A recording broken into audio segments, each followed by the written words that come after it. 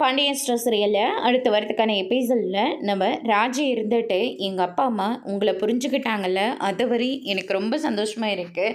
என்ன கொஞ்சம் வருத்தமாக தான் இருக்குது. ஏன்னா இப்போ என்னை விட உங்கள் மேலே தான் அவங்க ரொம்பவே பாசமாக இருக்காங்க அப்படின்ற மாதிரி சொல்லிடுறாங்க.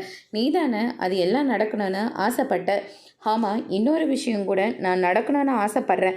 என்ன விஷயம் அப்படின்னு சொல்லிட்டு கேட்கவும், என் சித்தப்பாவும் உன்னை மனசார ஏற்றுக்கட்டும். அவங்களும் எங்கள் அப்பா அம்மா உங்களை எப்படி பார்த்துக்கிறாங்களோ அதே மாதிரி அவங்களும் பார்க்கணும் அப்படின்ற மாதிரி சொல்லிடுறாங்க. அந்த மீசக்காரர் தானே, அதுக்கெல்லாம் வேலையே ஆகவே ஆகாது. அவங்க நம்ம என்ன தான் பண்ணாலையும் அவங்களோட மனசில் கண்டிப்பாக இடம் பிடிக்க முடியாது. ஏன்னா 30 வருஷம் பகை. அவங்க நம்மளை லேஸ்லேயே விட்டுற போகிறாங்க? கண்டிப்பாக மாட்டாங்க. அதனால் கொஞ்சம் பொறுமையாக இருக்கணும்.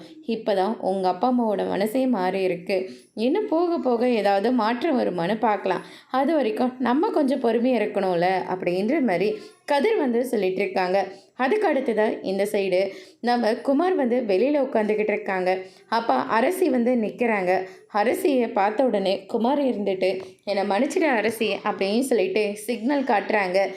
உன் முகரையை பார்க்க கூட எனக்கு சுத்தமாக பிடிக்கவே இல்லை அப்படின்னு சொல்லிட்டு அரசி கிளம்ப பார்க்குறாங்க.